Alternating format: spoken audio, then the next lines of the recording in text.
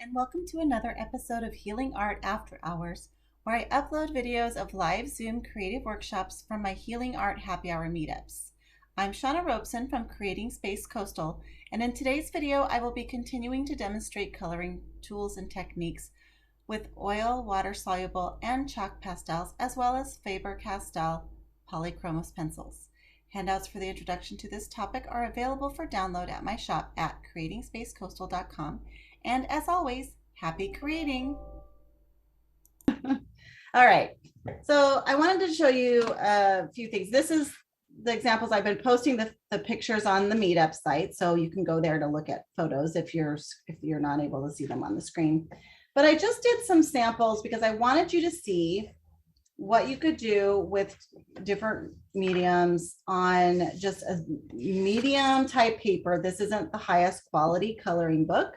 The nice thing about it is it does have single-sided pages. So whatever I do, if it bleeds through this side, it's not going to ruin another piece of work, but it's not that thick and it's fairly smooth.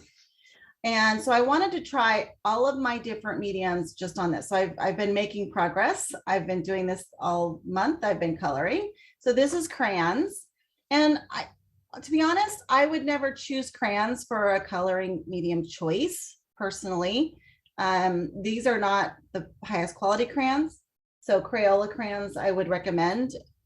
I don't know if there are probably some other good ones out there, but I know a lot of artists that I've seen that have had pretty good luck with that. So these are not that, but you know, some of the different features that you need to think about when you're coloring isn't just the medium, but the technique. So when you're trying different materials, some techniques work better than others.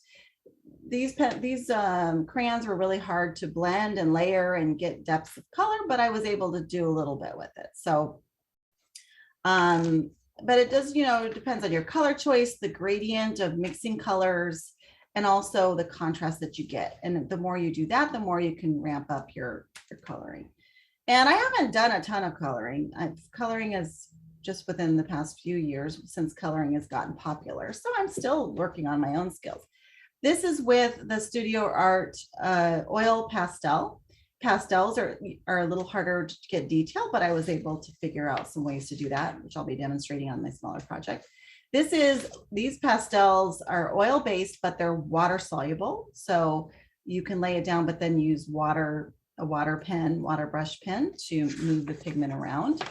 This one I did with a chalk pastel. Chalk pastels you can also use water with as the solvent. So you can play around with blending with the water.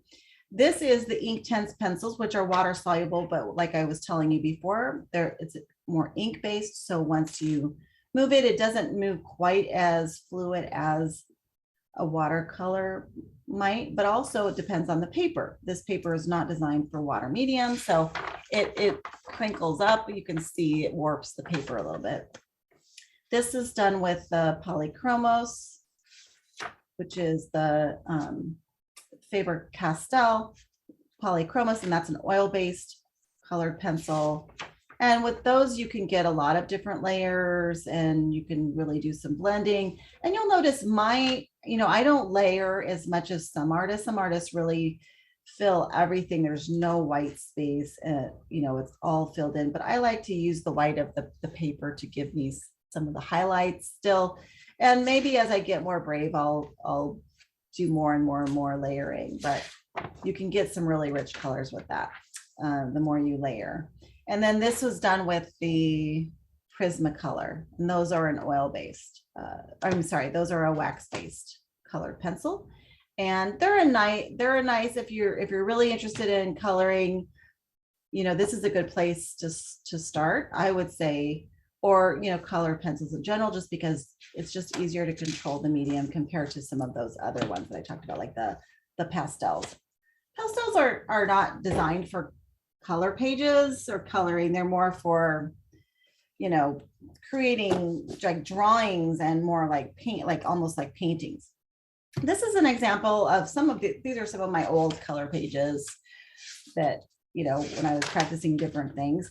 And I wanted to share this because this was one that I just created These were the cheapest pencils, you know, on the market pretty much. And what I did for this project, and I just put this out there for those of you who don't want to get overwhelmed with coloring, you want simple.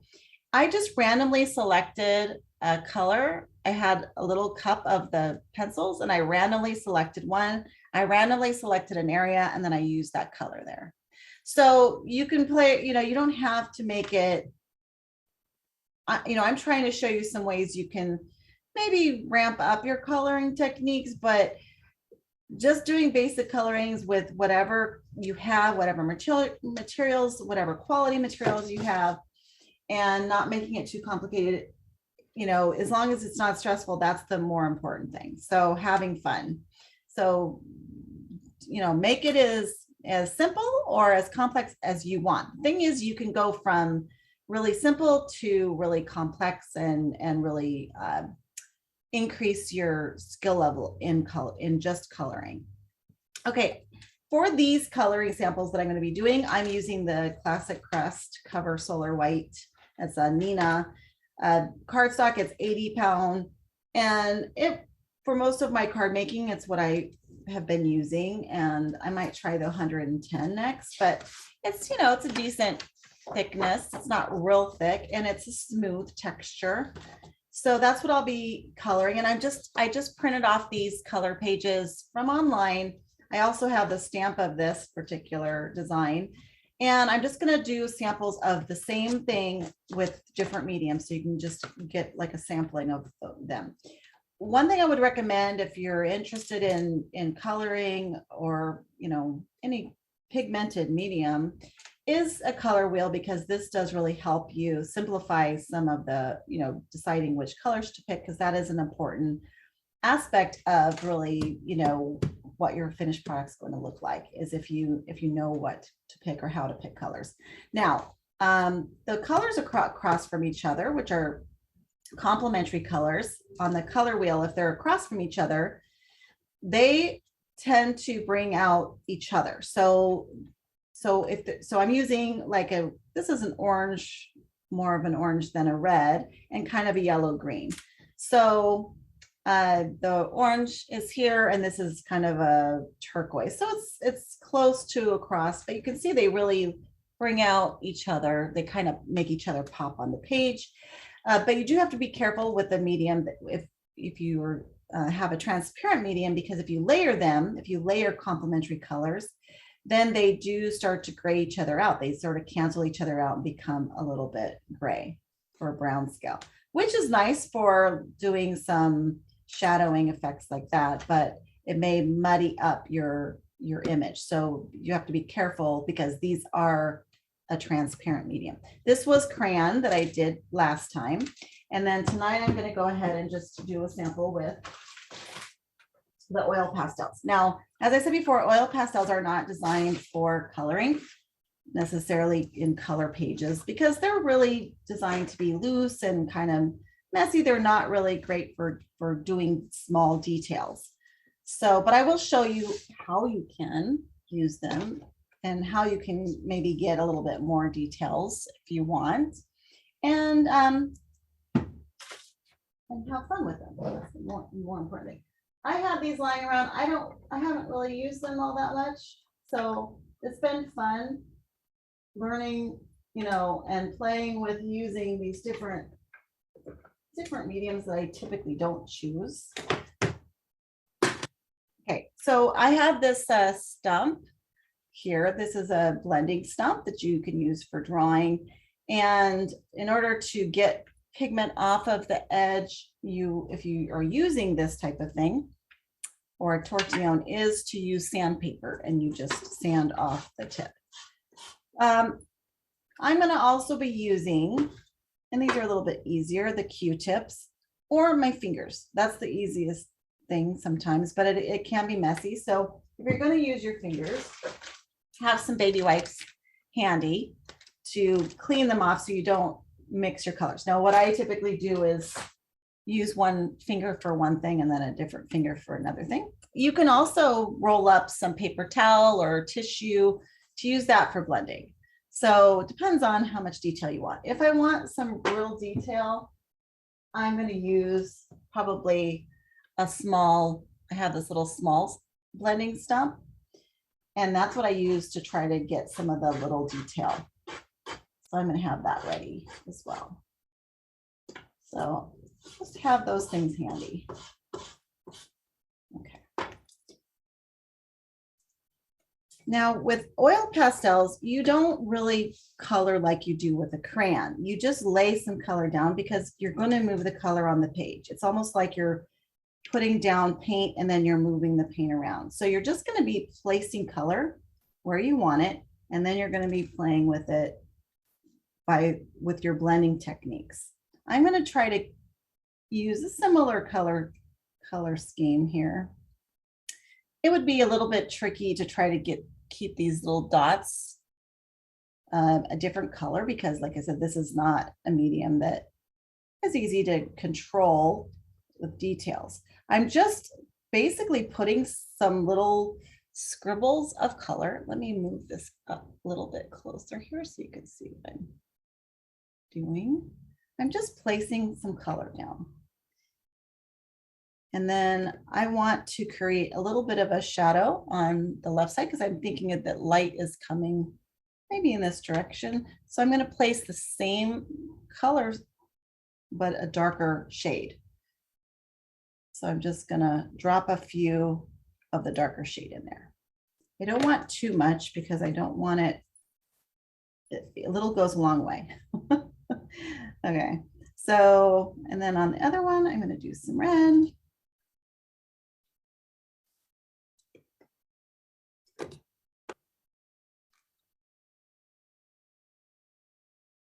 And I'm just going to put a little bit of the red in on this side.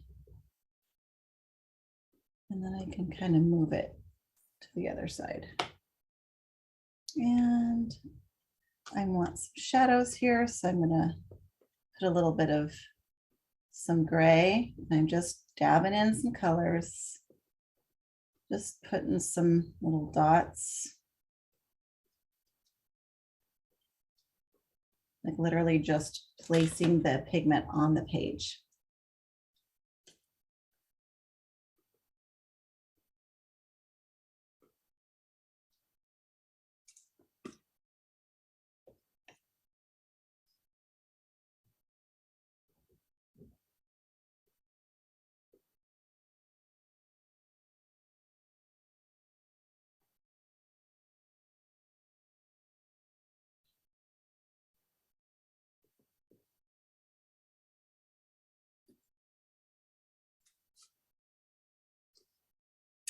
And one tip is keep the pastels you're using out because if you don't remember, or make a note of the color, because if you put it away and then you grab the wrong color, it can be a little bit tricky.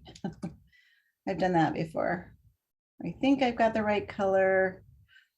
Now, one of the things that I do with all of my colors is I create a template. Let me just,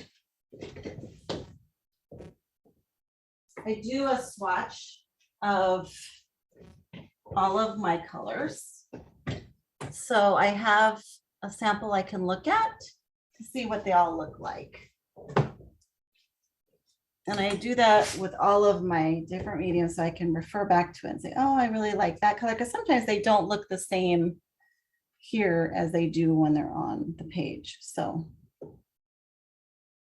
that's helpful.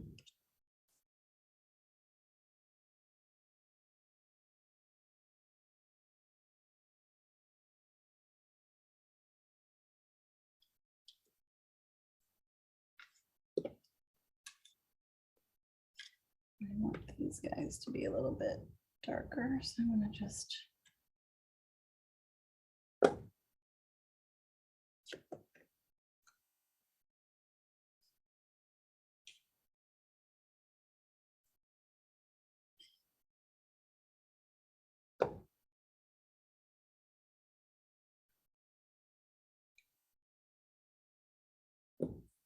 Now, again, this is for if you're doing a coloring project with it, but normally you would really be able to do layers and really play with it. But this is doing a small project like this, it's gonna be a little bit different than what you would normally do with oil pastels. But it's just showing you that you can make, these are great for journal pages and that sort of thing too. Okay, so now I'm gonna go ahead and take my little blending stump and start moving that pigment. And I'm using that because these are small spaces. If I start putting my finger in there, I'm not going to be able to control it.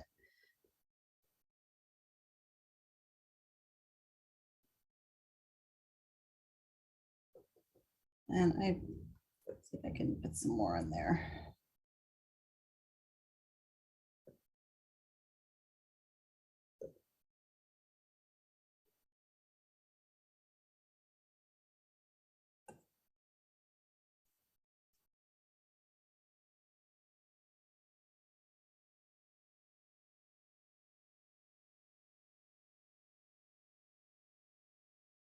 Now you can use a solvent if you want it to move a little bit better. You can use, there's different kinds of solvents that people use. But I caution you just because the solvents can affect the archival characteristic of the work, and also can damage the paper depending on what paper you're using. So just be careful when you're using solvents, and some of them are really caustic too, like not good to breathe.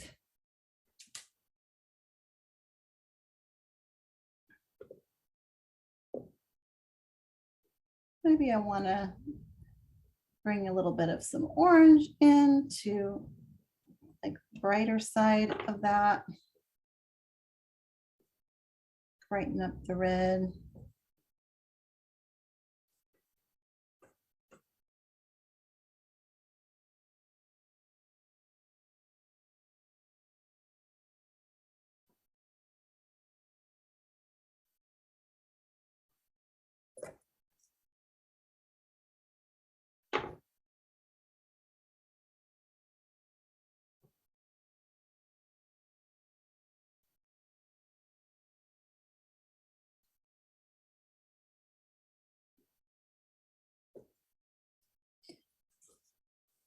And you can, just like with the crayons, get a lot of little like oil crumbs.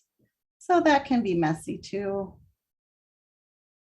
Just make sure to brush off your crumbs so you don't put your hand in it and have it smear on your page.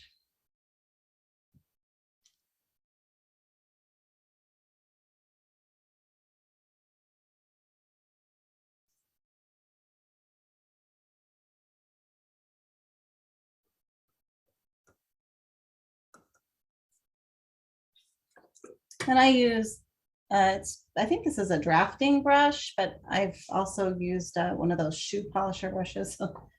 I found at a thrift store before, but I just brush it off onto a little tray. So I keep those crumbs off. Okay. Orange.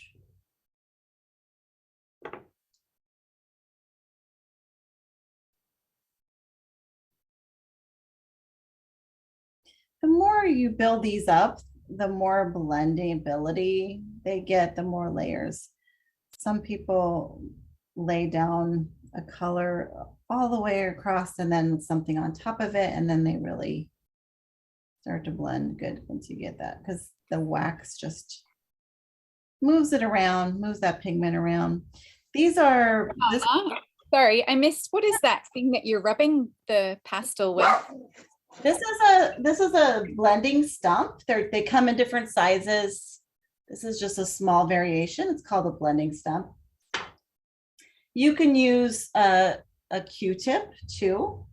Let me just, the reason I'm using the blending stump is because this is just small detail and this has a sharp point to it. So it gives me a little bit more control compared to the Q-tip. But you could use a Q-tip or your finger, depending on if you're doing a bigger project. So there's nothing on that blending stump? You haven't dipped it in No, anything? nope, No, it's not just dipped dry. in. It's Okay, not familiar with those. Yeah, just physically moving it around. cool. Thanks. You're welcome. I actually like the Q-tip. But again, for some of the smaller details, I like this tip because I can work in along the edges, whereas with the Q-tip, I have a little less control, but it works pretty well for the smaller projects.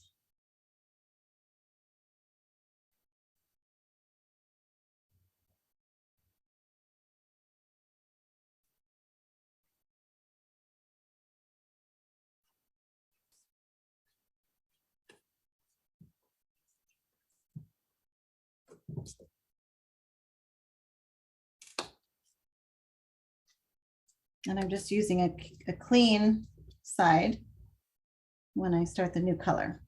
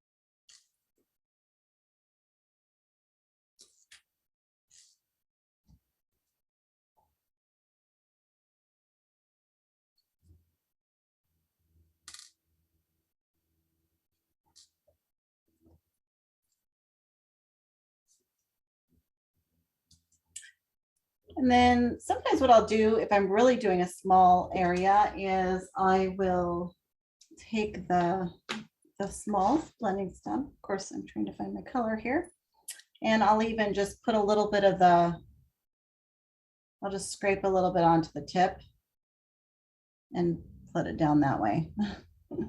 That way I can really control for these smaller areas. Like I said, oil pastels aren't designed to do these types of details. You can use them to make a big background because they a little goes a long way and they move really quickly. So if you're trying to do a big maybe a background or like the sky or landscape, you could lay it down with the oil pastels and then you could use colored pencils to do some of the other details on top of it.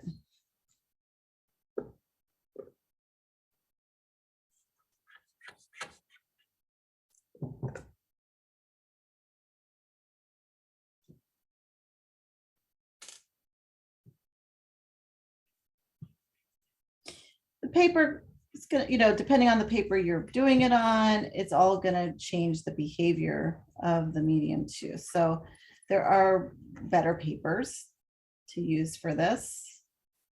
This is a very smooth paper. So with the oil, it wants to hit the tooth of the paper, but if it's smooth, it's got fewer little bumps to hit to stick to. So usually you'll find that the pastel papers will have they'll be a little bit rougher in texture, more tooth to them.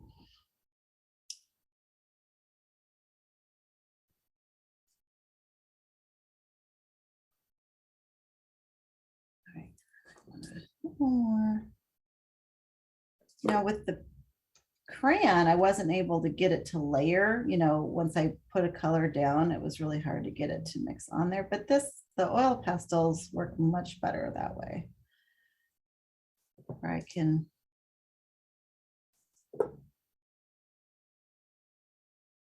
work in the different colors and then they'll blend. So I liked that about these better than the crayons I had. Like I said, the crayons I had were not the cream of the crop as far as crayons go.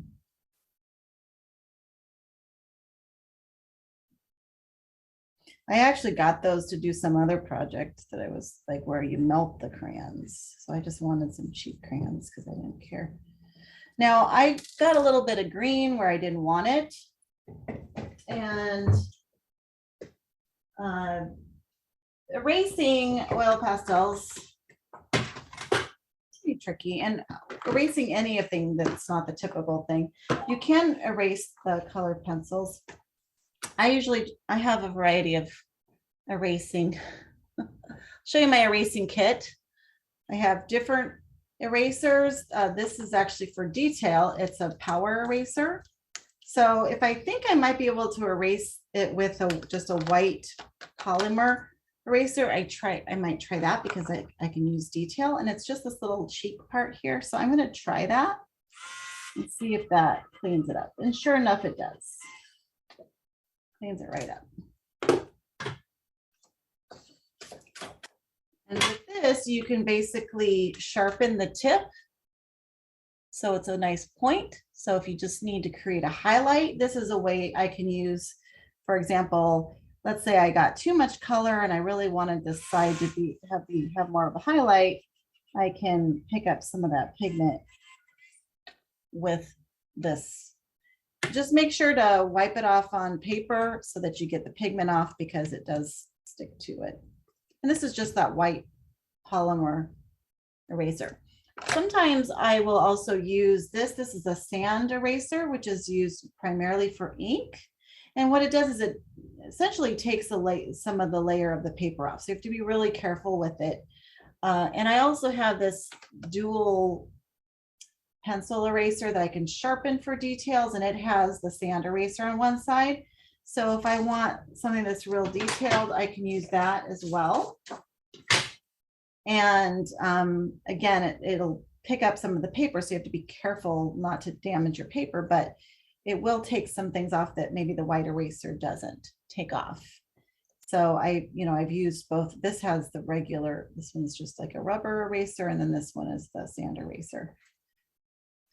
So it can be helpful for, again, either doing highlights or cleaning up. Now, one suggestion for cleaning up, you can use an old credit card, especially those thin ones there's like a fake credit card that you get in the mail all the time. Here's a way to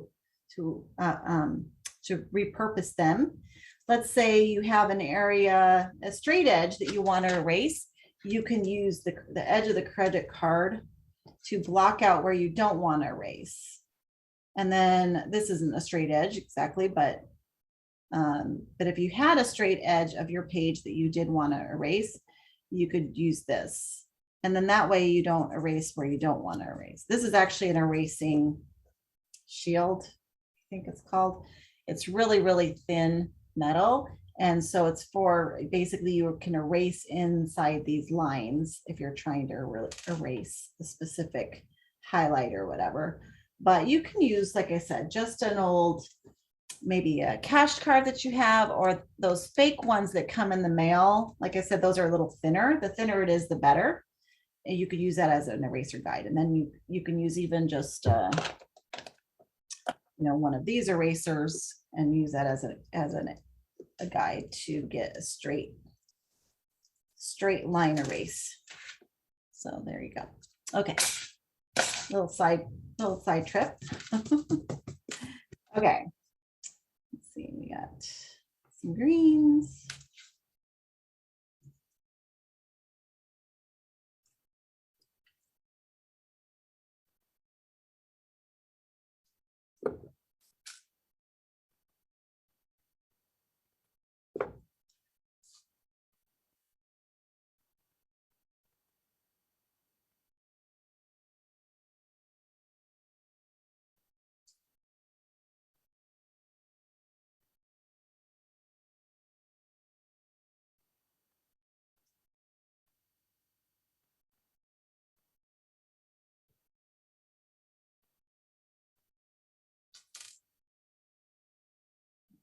Did my greens. And then let's do some fun. I'm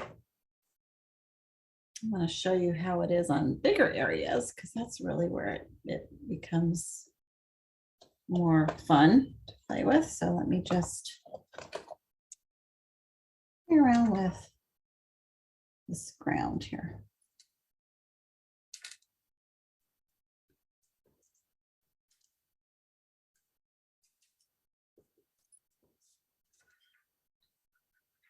And if you're doing a bigger area, you can actually use a light color to do the blending for you. So if you're going to really put a lot of pigment on there, you could use that for bigger areas. Or you can even use the white.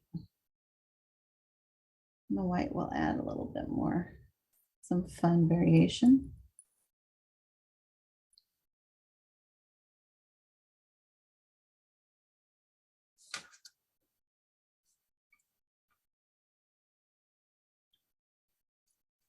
But on these big areas is where you can really have some fun with oil pastels.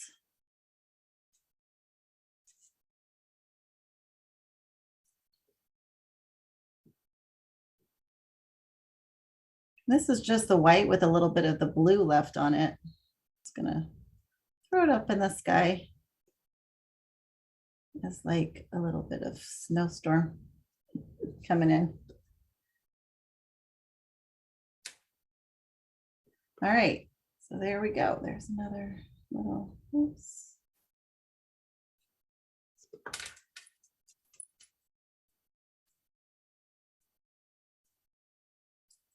Okay, so there's the oil pastels.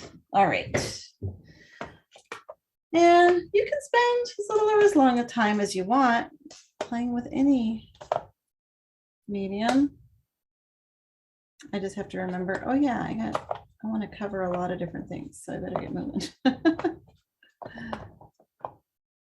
I would suggest to always try to use, 2 to 3 colors with any color that you're working with.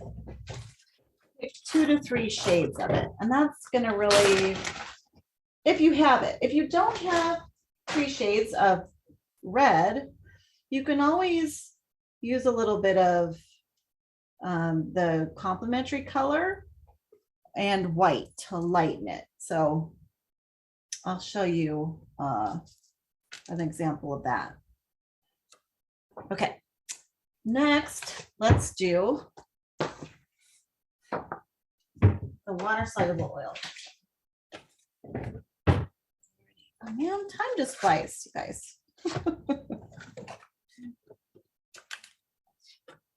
All right, that's what these look like.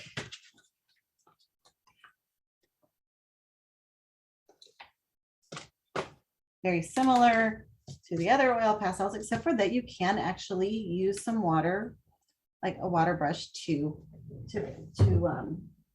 Hi, I'm sorry. May I ask what is the difference between this set and the one that you just used? Yes, these ones are water soluble. The other ones are not. So if I were to take some water on a brush with the other ones, that would do nothing. Whereas these ones, when I use water with them, it actually it actually dissolves it and softens it like a solvent. So I'll be showing that technique here in just a second. Thank you. You're welcome. All right, so we're going to use and this time instead of using multiple colors, I'm just going to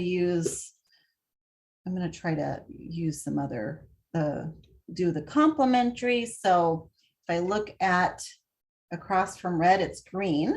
So I'm going to use a green to try to do the shadow for my red color. And then I'll use white to brighten it up instead of using, if I only have one red, for example. Let's see what that does. All right, so this is a very orange. This is kind of an orangey red. I want to get this red. That's better.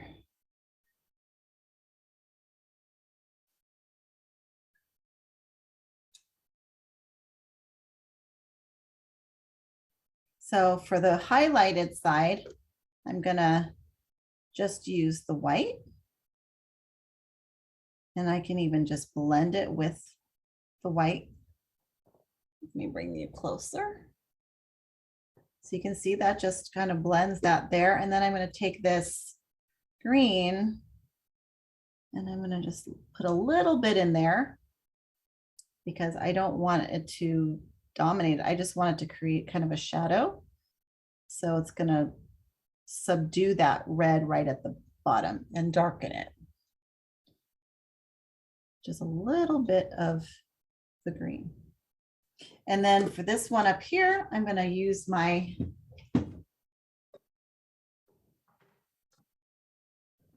water.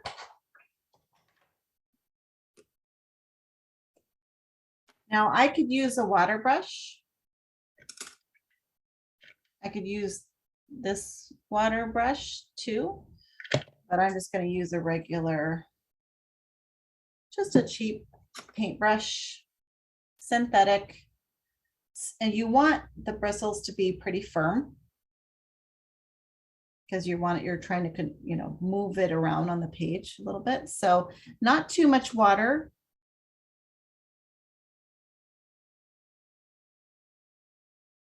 But see, that moves really nicely.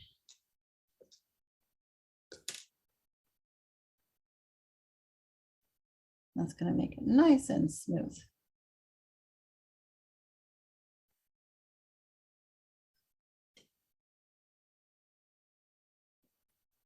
The other thing I can do is actually with this, with the water soluble marker, I could actually use that to paint it on. So I could either lay down the medium first and then paint, or I can actually wet the brush. Let me get that red off of there. And then I can go into the tip of the medium and paint from there. So I tend to like to put it down first because you have to be careful, especially with, you don't want to damage the tip of your pencil or whatever it is. So make sure to dry it off when if you do this technique. In this case, it's not picking up a ton of pigment, so I would maybe use it for a smaller thing. I'm going to get more pigment on there by laying it down. Now the page is a little bit wet, so if I lay this down, it's going to go on there a little bit more vibrantly.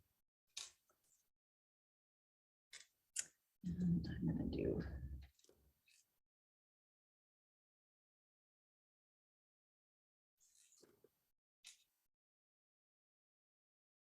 so see, it almost looks like watercolor. It's basically like almost like a watercolor pencil.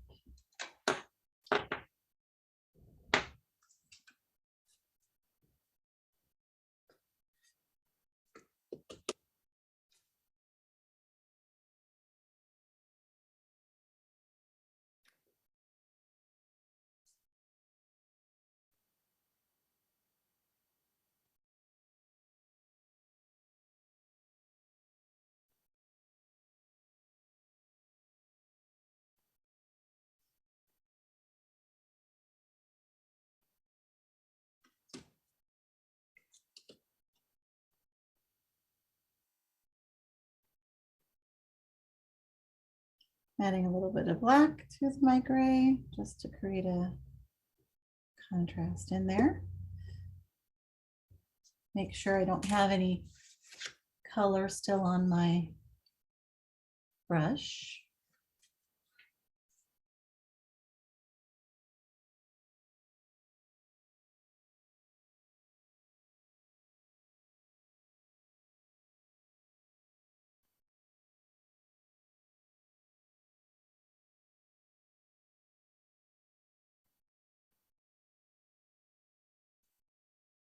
So I like this because you can really, you know, get as detailed as you want. It's a little bit easier to control because you can do it with a brush compared to the the non-oil based. Now, again, if you use a solvent with that, if you use like a odorless mineral spirits, it would basically behave the same way. But just, be careful with some of those chemicals because, they're not necessarily the healthiest to inhale. So, and you can use other things like petroleum or other solvents. But I don't know how good they are for the paper or how they affect the light fastness of the medium. So you just, be cautious about using. They also can break down the sizing in the paper if it, because the paper has some sizing in it too. So just be aware when you're using any kind of solvents. Water is always safe, so I feel very comfortable using using the water, but not always the other ones. All right.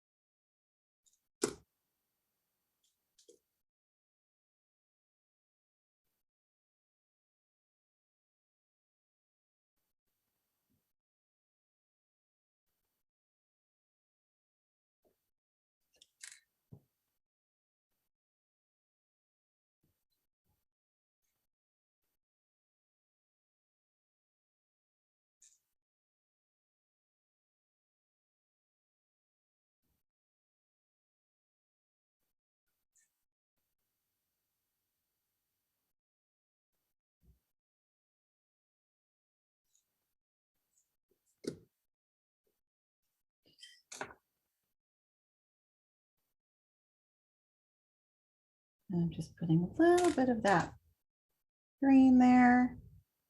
And see how that just looks like gray with the red?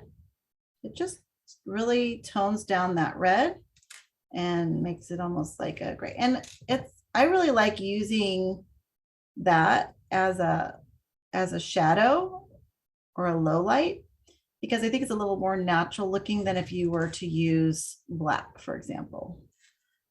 It just softens it a little bit. So you can still see that color is there, but it just gives it like a deeper subdued hue. It doesn't look green. It just looks like a shadow. And sometimes when you use black, you can also use black if you want to. If you don't know your colors, you can always use black to do that. But it just, I think, is a little harsher. So I just prefer to use the complementary color. And is that green, or did you add a little bit of the red to make it that grayish color? Well, I basically put the green on top of the red. So the red was already there, and I just basically put the green over the top of it. And because they're complementary colors on the color wheel, the red and green, they basically cancel each other out and create a gray. So in watercolor or acrylic, you could use a similar technique?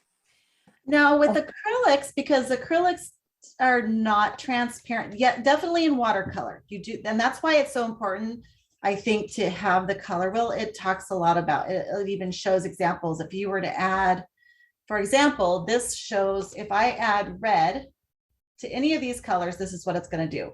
So you can see when I add red to green, it just makes it grays it out. And anything that's transparent or that you're blending, you have to be aware of that. Now with acrylics, if you typically with them, unless you're trying to mix your own colors, you can mix colors. Like if you were to mix a red and blue together, or red and green together, ahead of time. But if you lay them down, because it's opaque, you're not going to see, the green's going to cover the red, and you're not going to necessarily see it underneath unless you have it watered down and it becomes transparent. But anytime you have a transparent medium and you layer them, You have to be aware that that's going to do it. Now, obviously, if you have more red and you just have a little bit of green, it's still going to look red. It's just going to tone that down. The more green you add, the more gray it's going to be. And then it'll, the more green you have, the more green the color is going to end up being. So it's a nice way to use color theory to get some natural shades of gray. Okay, thanks. That's what I'm thinking of with acrylic. If you were to put a watered down layer of the complement over the color you're trying to add the shadow on, would you get that effect? As long as you could see the color underneath, you should be able to get some of that. That's a great tip. Thanks. You're welcome.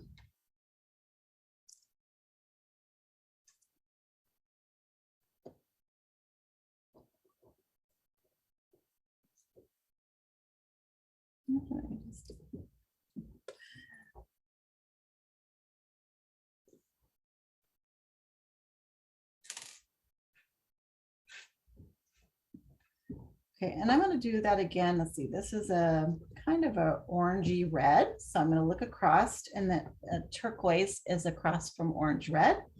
So I'm going to use turquoise color and just create a little bit of some shadow on the feet.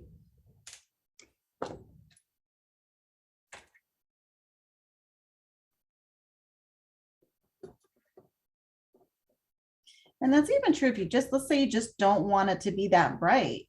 Maybe you just want more subdued colors.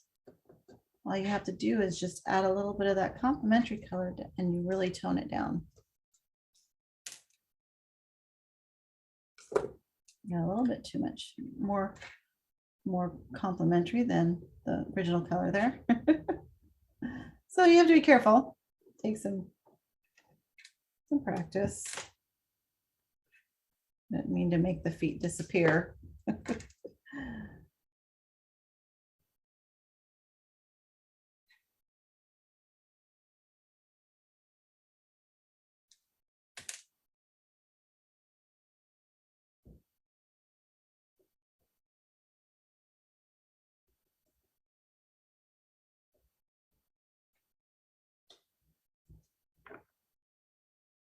All right, and then I wanted to make this guy. This time I'll make these bright.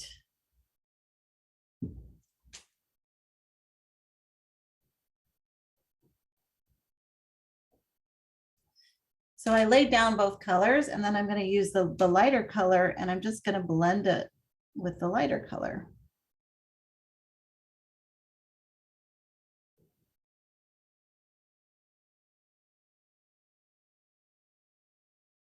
It gives me kind of a two-tone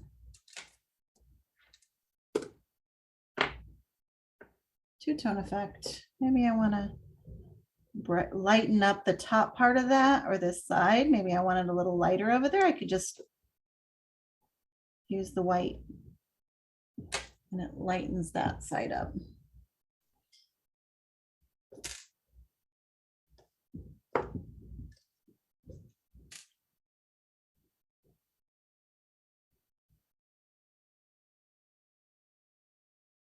All right, so that's pretty much the fun you can have with a water-based oil pastel. Now I'm going to roll this together quickly. I'll clean up my supplies later. I had somebody one time, they joked, oh, it looks like your craft room vomited, because like there's just crafts and art supplies just everywhere, and that's okay. That's fun. Okay, these ones, Smart Color, and these even have instructions for how to use it as a hair chalk to color your hair. So I've never done that, nor do I plan to. But there you go. And these are basically feel like little chalks, and that's the texture of them. And as a result, you can get, chalk dust. You got to be kind of aware that if you get the chalk dust everywhere, then when you push on it, you can smear it around. So just, have to think, keep an eye on that. All right. So again, I'm going to play with my reds. I'm going to throw, and again, you just lay some down.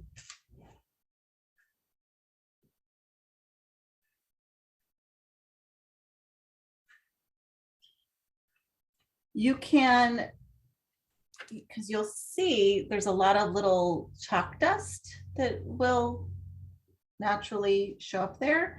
So just be careful, like after you blend, some of that's going to go away, but if you get too much of it and it ends up in areas where you don't want the color, then you can just lift it up and basically tap it. I'm going to show you, because this one you want to be careful about brushing, because the brushing could actually create a smudge that chalk. So you just lift it and tap it over something where it's okay to get the dust. And then that way you don't end up with these smudges everywhere. It's a little messier medium than, some of the others, but it's actually fun. It's fun to be messy. So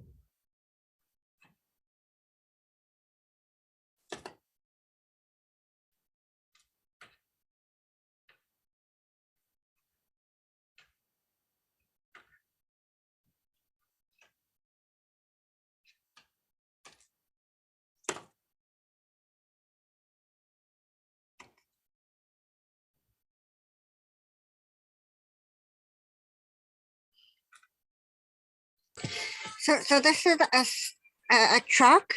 yeah, so this is and some of these they're called either hard or soft pastels, and they feel just like chalk basically. And I think this one, it doesn't say whether it's considered a hard or soft.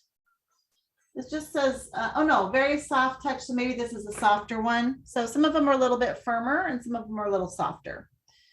And would we be able to see the box? Yeah, of course. Wouldn't mind. Came in this color sleeve here. So mini pastels, very soft touch, brilliant colors. Thank you. You're welcome.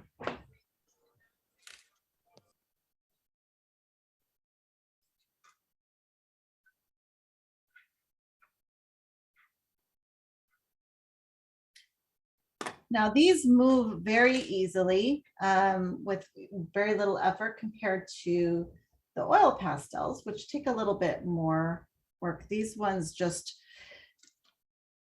are just really easy to, get moving on the page, especially with this smooth paper. You can even use, if you want to play around with some fun stuff, you could even use eyeshadows.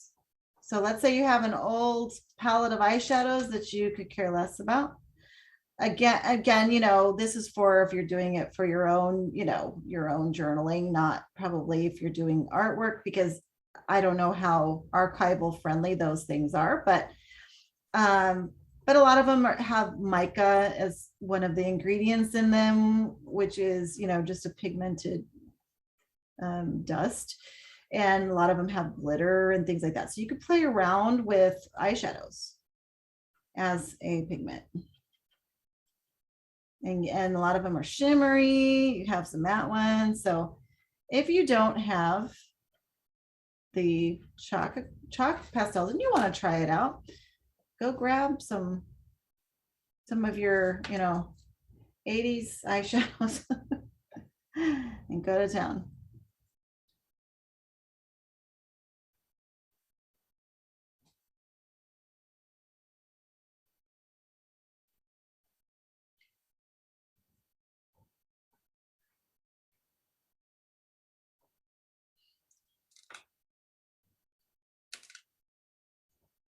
And you can use your fingers for this too. I'm using the Q-tip because again, it's a small area my fingers aren't that small, so.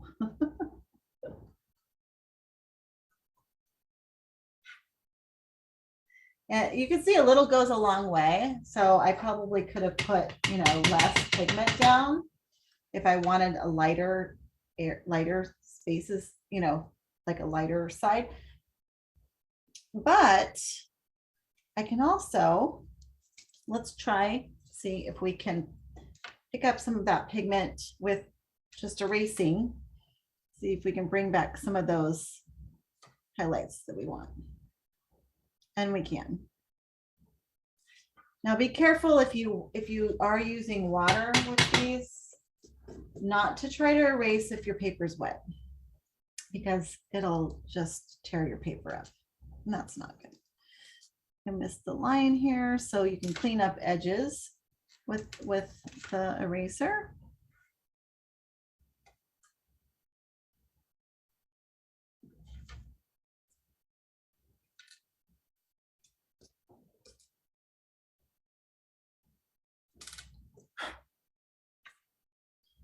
I'm trying not to like rub it with my hands. I'm trying to be careful not to do that because again, I don't want to move that pigment beyond where it's at. Now with these kinds of mediums that never really harden, like oil pastels and whatnot, it's a good idea to spray your projects with a fixative. This one's a workable fixative, meaning you can actually do something on top of it, like you can actually draw or color on top of the fixative, but you spray your piece down and then that'll, I know people use hairspray as well, like an aerosol hairspray. Again, that's probably not archival friendly, but this is designed specifically for pastels, charcoals, and pencil. And it'll basically just create a protective layer so that it fixes the medium on the page. So if you rub it, for example, if I were to send this out as a greeting card, then somebody opened it up, they could, if they rubbed it, you know, they would get pigment on their finger because it's going to stay active. So this basically keeps it from staying active. And they have them also, they have different varnish, different fixed or, you know, covers, but acrylics and oils, well, I think oils do need a fixative, but acrylics, you know, they harden on their own. So, but these types of things don't. So if you're going to have it in a journal or that sort of thing, and you don't want to get your fingers dirty or ruin it, because you could smudge it or ruin the design of it too, not just, you know, get it on people, but you could actually damage the design. A good way to avoid that is to get do some kind of fixative. If you're just doing it for fun and you don't care, then just some hairspray, you know, if you got some 80s Aquanet to go with your 80s eyeshadow. For those of you who were around in the 80s, okay, now I'm aging myself. Oh my gosh. Okay. All right. Now I'm going to show you how you can use it with water too, similar to the other one. But I think this one actually does work better. You know, if you want to go ahead and get the pigment straight from the stick, you can. I think this one works better that way, yeah, than the other one did. But again, be careful because, you know, you might be changing the shape of that. Maybe you want the flat edge and you might be digging kind of a crevice in it. So just, you know, don't damage your materials. I like, for some of these details with the chalk, I like to do it this way better. I found that I had a little more control because, again, you can get a lot of the dust and things that on the page, and this avoids all of that dust. So for smaller projects, for a bigger project where you really want to play and get messy, but this just allows me to control it a little bit easier.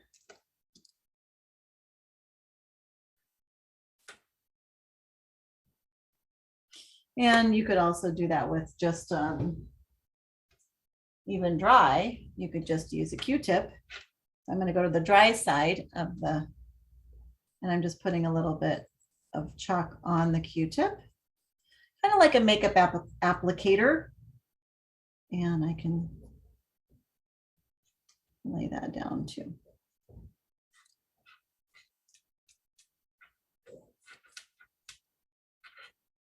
I think it works a little better with the wet brush personally, but you have choices. What I'm saying.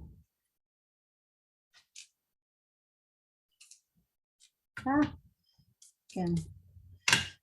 Okay. Oh, I want to do his little beakies.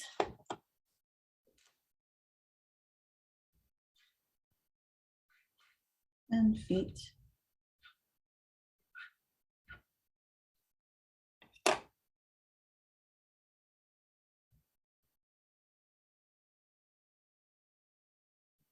This can be fun to use for backgrounds of cards and things like that, where you're coloring something, you know, just for the background part of it to cover a lot of area, again, very quickly.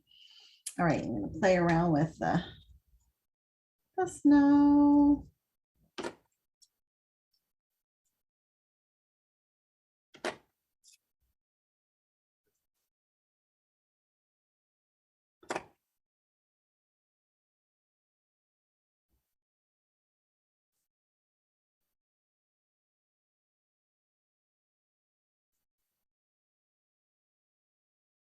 The hard pastels tend to keep the brush strokes, I guess, of the strokes of the chalk, whereas the softer will tend to lift, you know, move a little bit easier.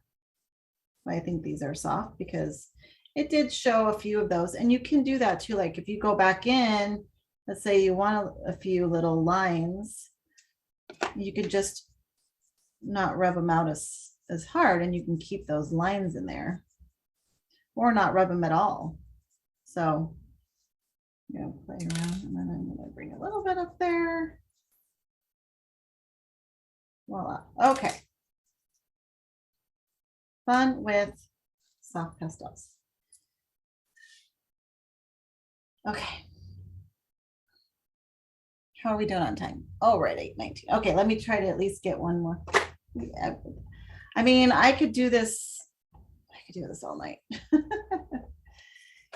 I'm trying to move fast, but I enjoy, it's really relaxing and meditative color.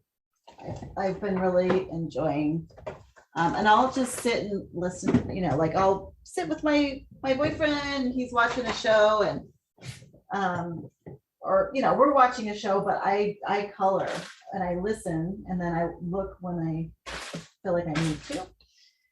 And okay, the next one's going to be color. I'm going to start the colored pencils. All right. Now these ones I did bigger projects because I needed to, because this medium is a little bit more big and harder to control. But now I have these little ones because I can do a lot more detail with colored pencils than I can do with those other ones. So let me give you a little tour of my colored pencils. I have the Prisma, which these are the wax-based. Typical colored pencils, unless they're marked otherwise, are typically wax-based. These are a pretty good quality. There's a ton of different color choices. And as I said before, I always make a swatch. Now these ones I make, and this template's in the notes that I have on this topic from last week. And these ones are a good size for these carrying cases that help organize your pencils. And I do them by Roy G. Biv, which is the rainbow colors. Roy is red, orange, yellow. Biv is blue, indigo, violet. And then I do neutrals. And then I also take them and I make triads out of them, meaning I pick 3 colors that go nicely together, and I actually organize them in that way. So if you look at my color swatches, you'll see these 3 greens would make a nice color palette together. So if I was trying to do the highlights and the low lights, this would be a great triad of colors in that would work together nicely. Like for example, these ones work better. These are more blue green. So I try to put them together in threes and how I think that they would work nicely together. And I play around with that and work. It takes me quite a while to get them all organized that way. But I like to, it makes it a lot easier when I'm coloring.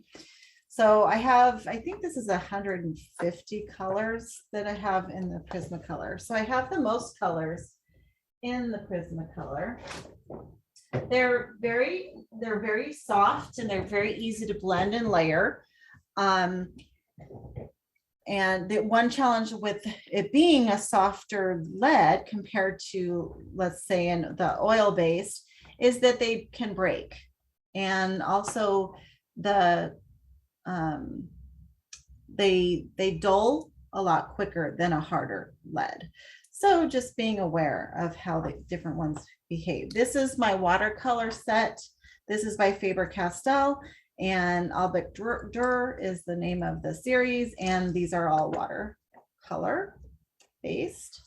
And then these ones are, this is the set I have of the ink tints, which are the ink-based water soluble. And this is all I have. I don't have a huge selection of those.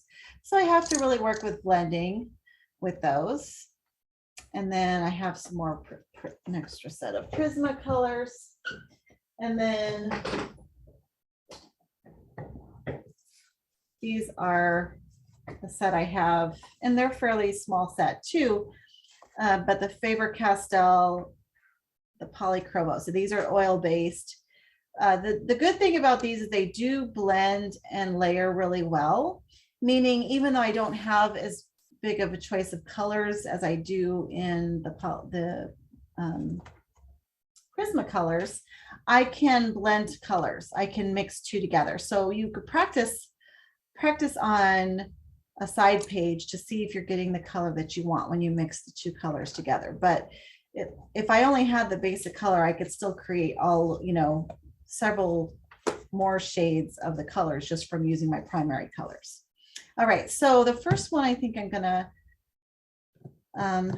color with is, let's just do these ones since I have them right here.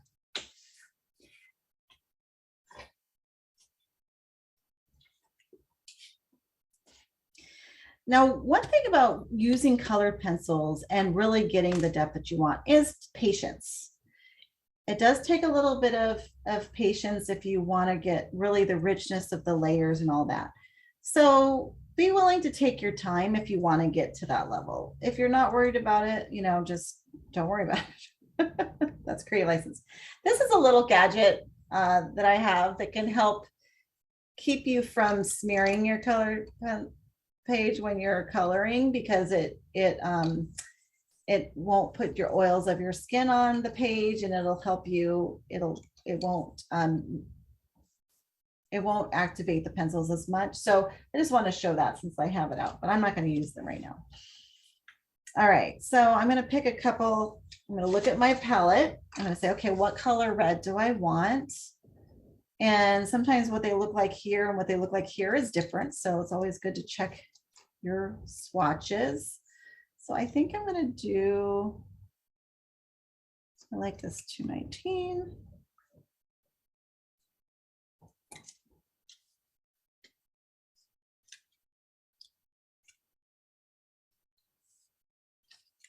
And 121.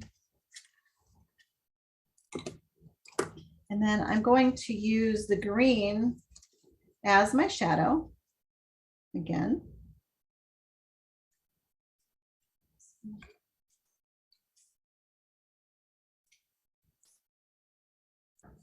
Okay, so I'm picking my triad of greens and then just a couple reds, because for my dark red, I'm going to use the green.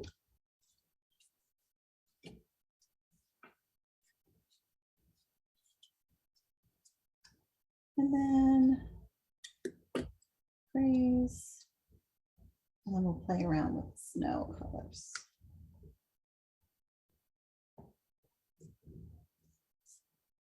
Okay.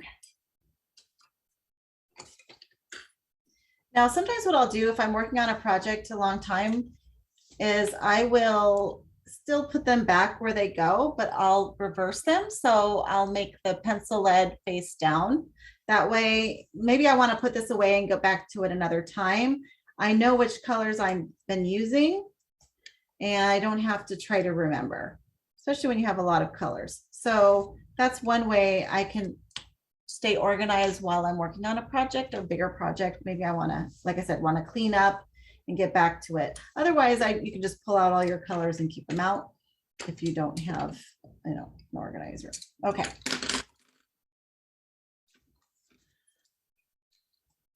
Now with the colored pencils, I do try to keep them very sharp. This is one of my favorite pencil sharpeners. This is a Faber Castell. And what I like about this is, first of all, it holds the shavings. So because a lot of them are open and you have to have then some kind of storage or a trash can handy. This is an awesome sharpener as well. But again, I have to have, a trash can nearby. This one will hold the shavings and it has 3 sizes. These ones are fairly big around, so they fit in this larger size. And the other thing I like about this is some sharpeners will create a really long lead. So see how big this sharpened area is? When I sharpen this, see how sharp I get this, but it doesn't chew away my pencil. So if you have, some sharpeners will just chew up your pencil and take a lot of it at a time. And this one doesn't. And I like that about it because I want to keep it sharp, but at the same time, I don't want to just chew up my pencils because they're not cheap. So, and these ones are particularly, spendy. So I don't want to waste my lead by sharpening, but I want to keep a sharp pencil. The one way to keep it sharp as you're working is to rotate it. So work one corner and then rotate it and keep working. Start light, really light pressure, and just lay down the color, because you want to be careful not to smash the tooth of the paper so that you lose all of those little fibers that are sticking up that you're laying down the pigment on. Burnishing, which is when you press it in and you're basically like kind of creating a glaze almost, or you're smashing the color into it. Eventually I might do that, but once you do that, you're basically smashing down the tooth of the paper too. So you're sealing it in, you're pushing the pigment into it, but then the tooth sort of gets smashed down and it doesn't have anything to stick to the pigment. So burnishing is what you want to do more at the end of your project, not at the beginning. So really light, small. I like to do a small circular strokes if I'm just filling in color and I'm not trying to create a texture, just little small patient circular strokes. Let me zoom in a little bit so I can get, let's see. Let me get rid of these pencils. I think it's like this, the one I'm doing is getting a glare. Okay, so I'm just doing really lightly. And as I go over the same place where I went, you'll just notice the color getting richer and richer as I lay the pigment down. I can layer it right on top of itself, another layer of the same color, and just get a richer color.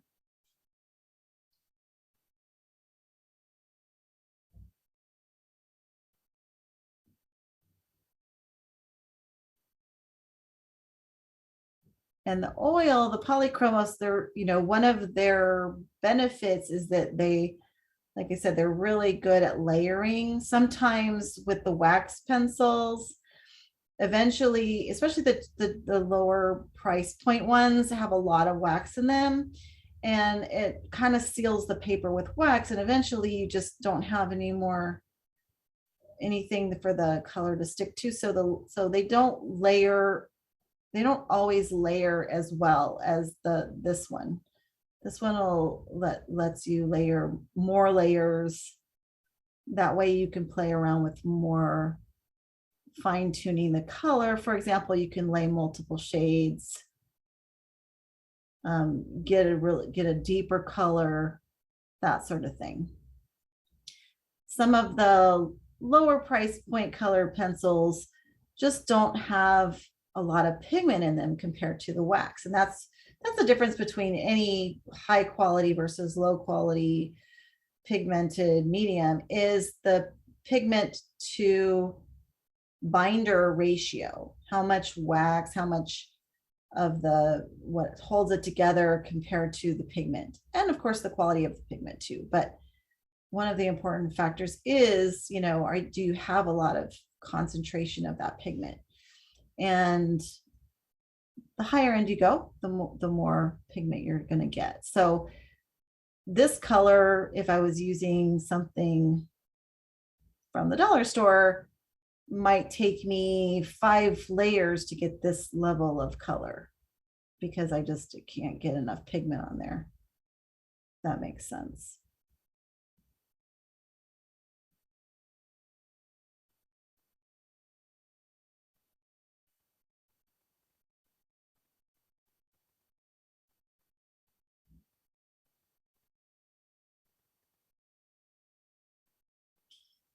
Now with the pencils, I can really, really get into the details.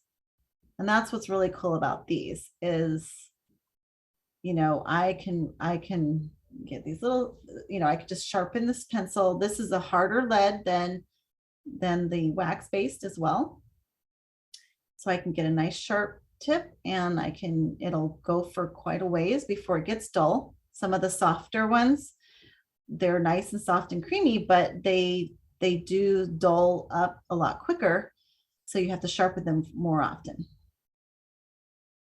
than the Polychromos, which does a couple of things. First of all, it takes a little longer. It's kind of futzy because you have to keep sharpening it, but also every time you sharpen it, you're losing some of the lead. So you're wasting some of it. So I sometimes get lazy and just don't sharpen it and just keep using the dull, but I do notice a definite difference, especially with details. If I have a nice sharp pencil, I can, you know, get into the tooth of the paper a little bit better than I can with a dull pencil. Okay, so just even doing layers of the same color, I'm still getting this nice variant of color.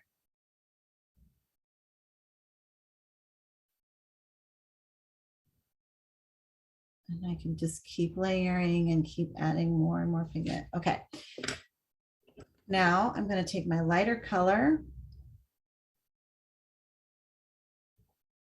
and I'm going to go over the original color, and then I'm basically blending these two colors together. So I'm going to get this nice sort of bright orangey red where I've mixed the two. And then where I only have this color, it's going to be even lighter than that. So basically I'm getting 3 shades just from 2 pencil colors.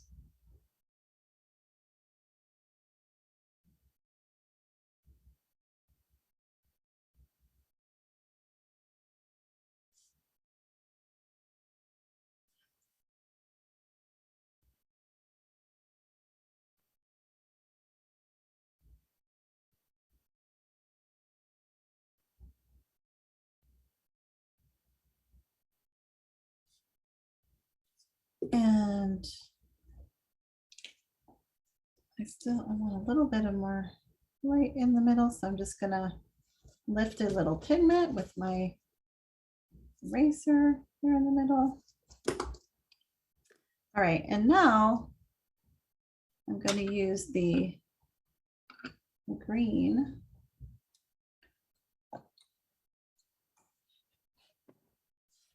to do my shadow on the edge.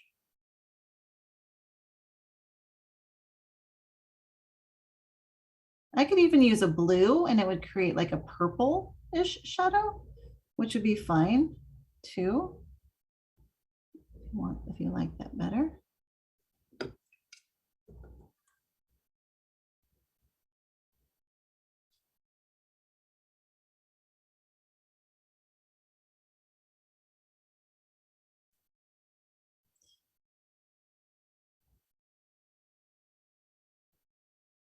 And just by lightening up my touch, I can create a gradient of or just, doing one layer and just really light touch, I can create a gradient. Oh, I don't know when light's hitting it. See, I can create a really smooth gradient of color with these.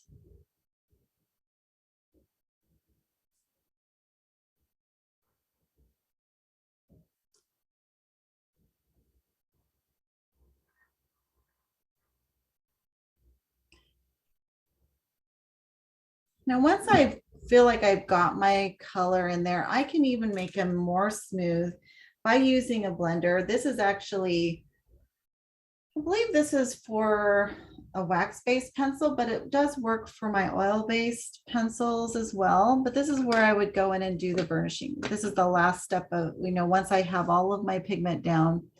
If I want to just really smooth out, and these are pretty smooth to begin with, but let's say the paper was a little more toothy or textured and I wanted to really get that pigment into the tooth of it, I can burnish with this. It has no color. It's just basically the binder by itself of this particular color pencil. Now, this set that I got didn't have a blender pencil, but most pencil brands, the higher end ones, will sell a blender, which is just colorless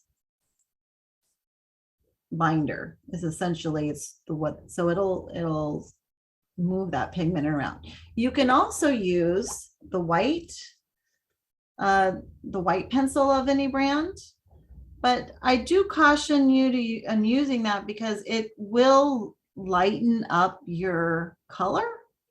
So unless you want that area kind of lighter, you may not want to, it might soften the color a little bit more than we want. You could use the white as a blender and then you could come back with more of your color, or else you could use even another color as a blending tool. It's just basically you're moving the pigment around with the lead, pushing a little bit harder, more doing the burnishing technique, really shoving that pigment into the fibers of the paper.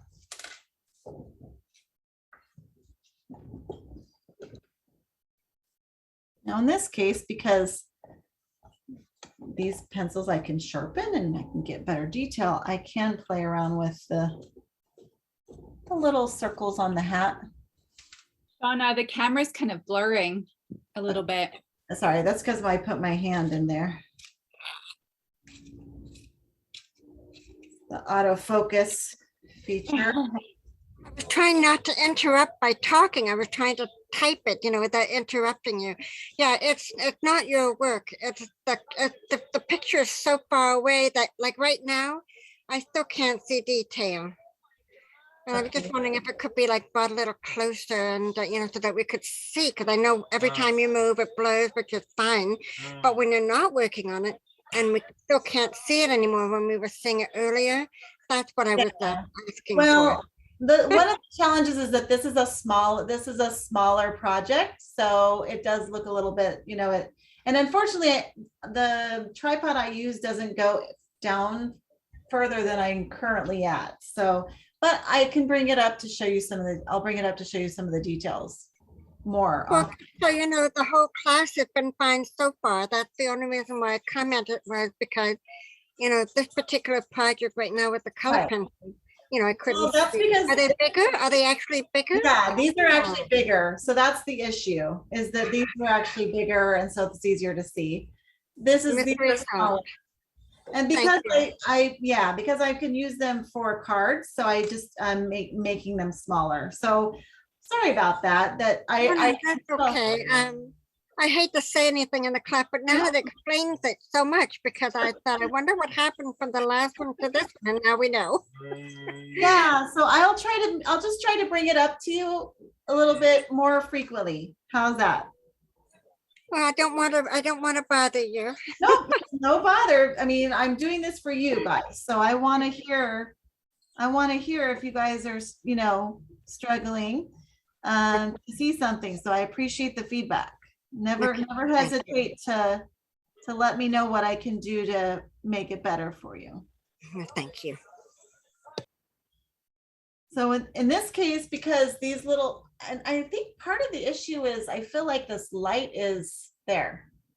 I think the light is reflecting weirdly on the project. So that's not helping. It's like, if I can see it, then you guys can't. But because these little dots here, I can actually do the details of, because these are easier to work with. So I can make those a different color if I want. Whereas with that other medium, it was a little trickier because it's just not easy to do the details in the smaller details, whereas I can with this. So I'm using 3 shades of green. I always go back into the previous shade of green to blend, to get a nice blended line from one shade to the next shade.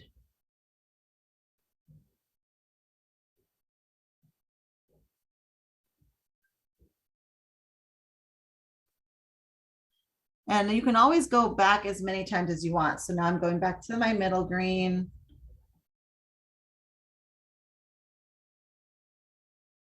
And creating a blend between the light and the medium. Typically, it's better to blend with the lighter color. So now I'm blending the mid green to the dark green. Oh, this isn't very sharp.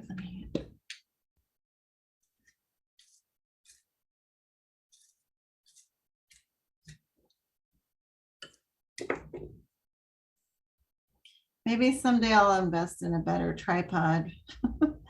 I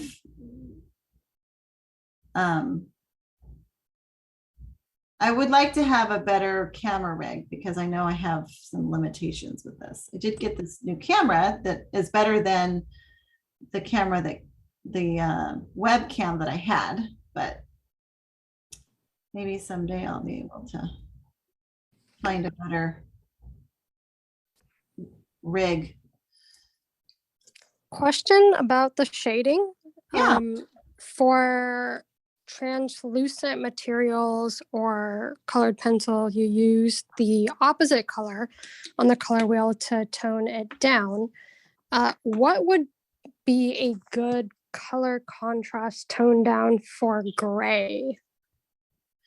Well, obviously with because gray is just a basically neutral. So what you would do is do black with a gray. So you could do, because you're trying to do a gradient. So here, let me show you. You would do with gray, you could do basically black, gray, and white would be the transition. So I'm going to show you what that looks like. And there's sometimes different shades of gray. So I have a light, medium, and then I have black. So you know, if the color is gray, and you could do a darker gray. Now you could also, depending on what you're working on, maybe you want to tone something tonal in there. You could add dark blue or dark purple and have some tones. It depends on what you're shadowing, what you're doing for your shadow. But let me just show you an example of a gradient. Now this is a very light gray. And then this is a medium gray.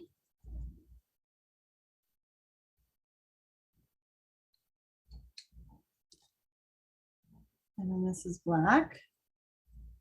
And you'll notice this black is a little, almost has a, maybe this isn't, oh, this is dark indigo. This is not black. I'm like, that looks like it has blue in it. Okay, that's because it does. Okay, let me, but actually I'm going to show that. I'm going to show that to you. So I'm going to blend these. So now I've got the colors laid down.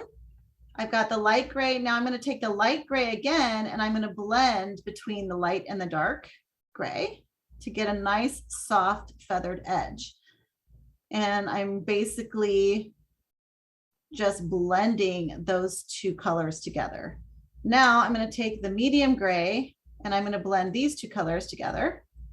It would be the same with the black, but the blue is a little bit softer than the black would be. And I actually think indigo is a great contrast color. So maybe it's not such a bad thing that that turned out to be the thing that I put down. But I tend to like to blend use the lightest color of the two that I'm blending to do the blending. So I'm using the lighter gray to blend with the indigo, and I'm using the lighter gray to blend with the darker gray to get that gradient. Okay, and then I can go ahead and add the black too, the black also at the end of this, because the black's going to be even darker. And then I can use the indigo to create a blend there. But indigo is I think indigo is a great shadow color for just about anything as well. So I will often use that for my shadow colors. In fact, let me show you that with the green. I'll just put this indigo here.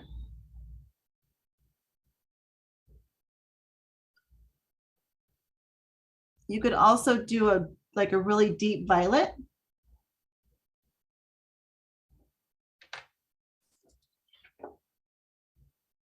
So there's the indigo used as the opposite. Now I could also use the indigo with the red, because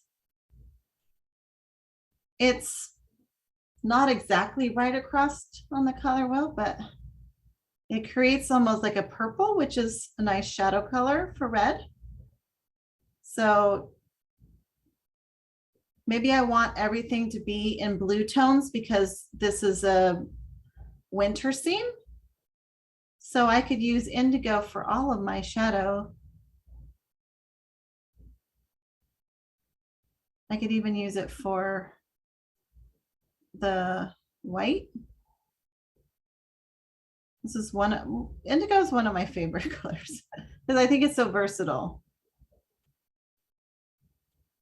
Did I answer your question? I hope in the midst of all. Yeah, thanks. And I like the idea of using indigo with the gray as well. Okay, well, good. Thank you. I'm like, oh, did I go on a tangent? Okay, so now I'm going to use, to blend that, I can use my blending pencil. It's, again, no color. It looks white, but it has no pigment in it. And I'm just gonna soften that edge a little bit. Now you're not going to get the same movement like you did with the oil pastels. It's not, you're going to get a little bit of movement with the pigment, but not a lot. You're mostly just going to be softening it up where it's at. A little bit of spreading it beyond where you've colored, but not much. So don't expect to, be making this, come in here. It's just going to soften right where it's at.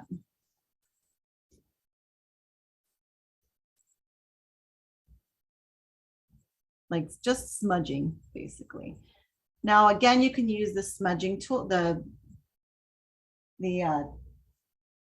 blending stump will also work for this as well.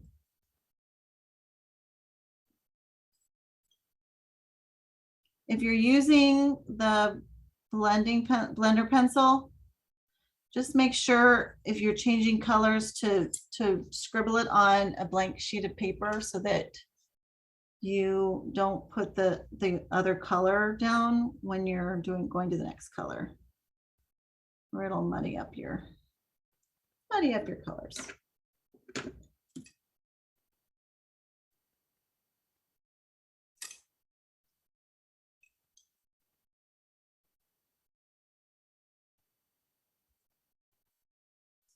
Yeah, this indigo was a great choice. Thank you for asking that question. This is a great choice for for this, because it's a winter scene, so everything's kind of got like, I think of like cool bluish hues. So this makes a great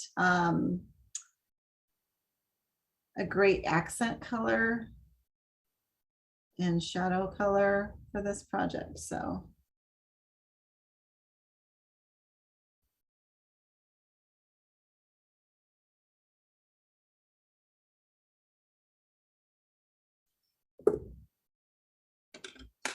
then I'm going to take a lighter blue. I've got that indigo laid down underneath, and now I'm just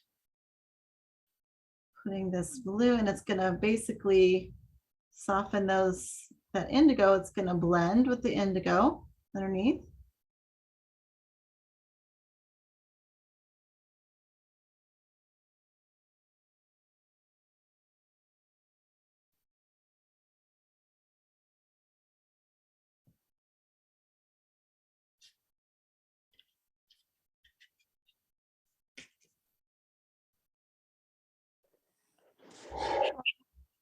Yeah. Oil-based colored pencils smudge at all in any way compared to like a wax-based one? Well, when you say smudge, do you mean if I were to take my finger and rub it? Well, yeah, I'm thinking like oil pastels can be messy that way. Do these do that at all if you rub your These- finger on it? These don't feel greasy at all. They feel very solid. Now, if I rub hard with my finger, because I have oils on my finger plus the warmth of my finger, I can move a little bit, but not like a oil pastels. And even wax-based pencils aren't going to move as easily with your finger and that sort of thing. I mean, yeah, it'll do it a little bit, but it really doesn't feel like, I mean, there's no waxy feel at all to this. It feels really smooth. So there's no crumbs like you get with the oil, with the crayon or the oil pastel. It's just really smooth feeling. Okay, thanks.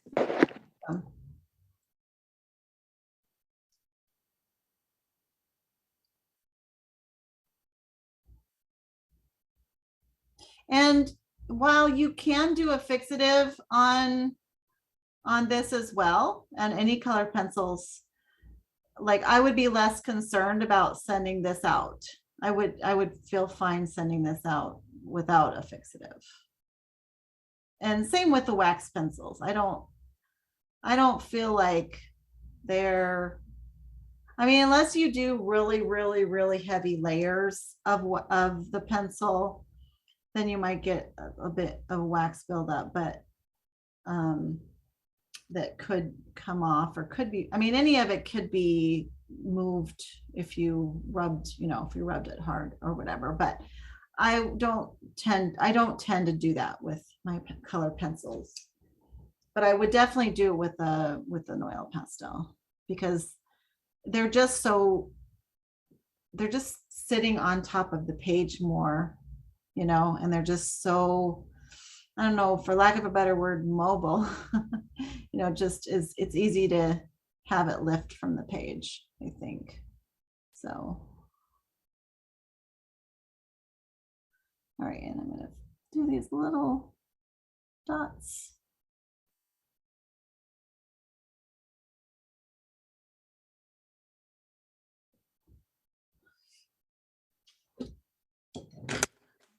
Little feet.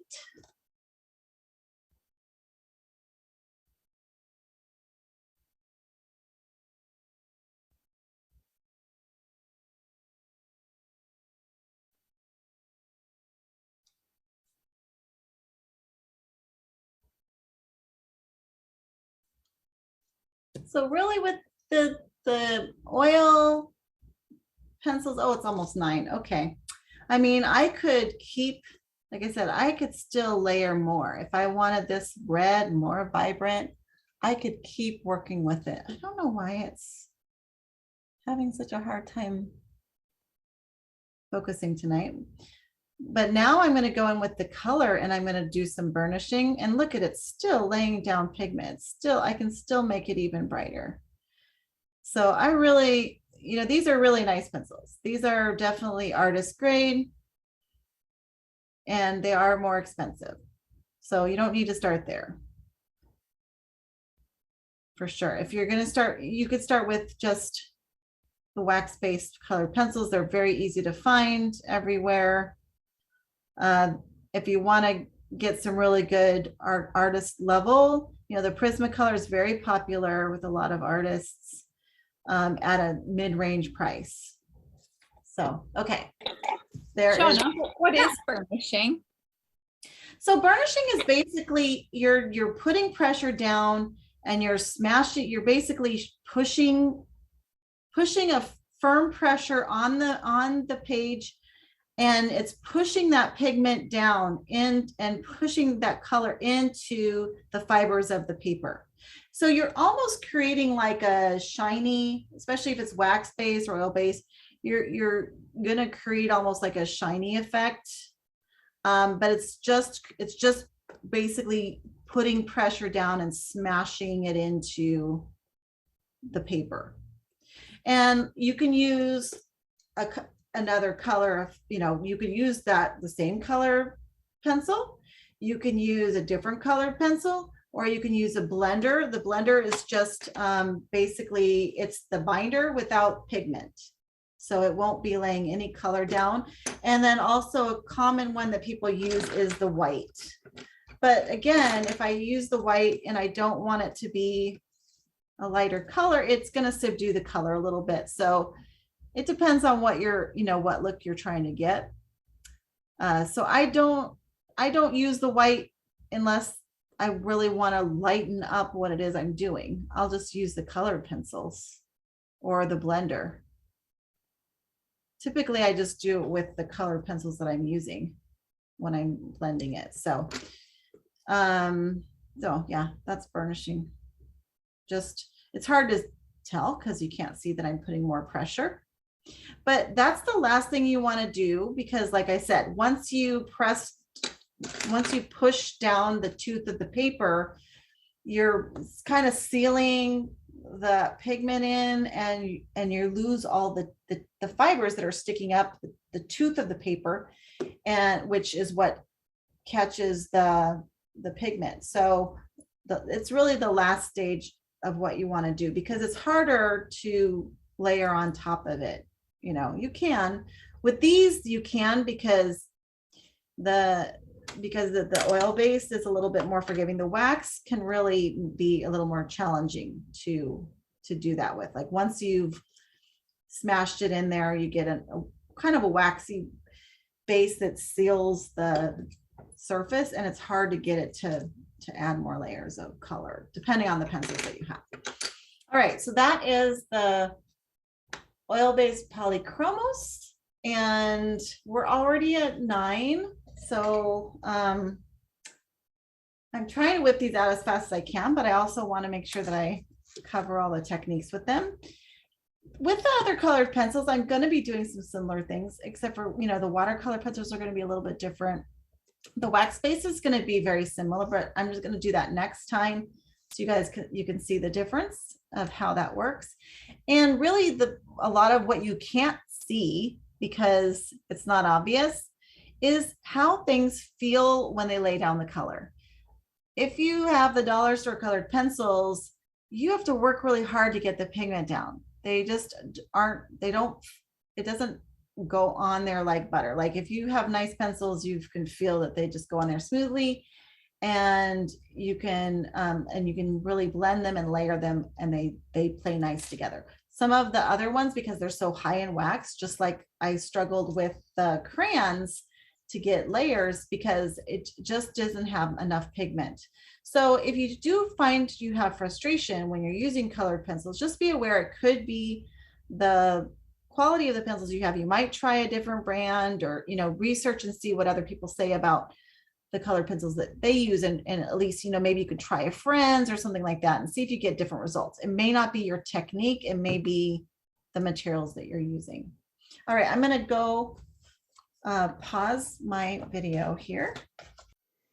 Thank you so much for watching this episode of Healing Art After Hours. You can download materials related to this topic, including PDF notes of PowerPoint presentations, at creatingspacecoastal.com. Don't forget to like, subscribe, and share if you found this content helpful, and join me for the next video here at my Creating Space Coastal channel, where I hope to inspire you to create space in your life for fun. Thank you.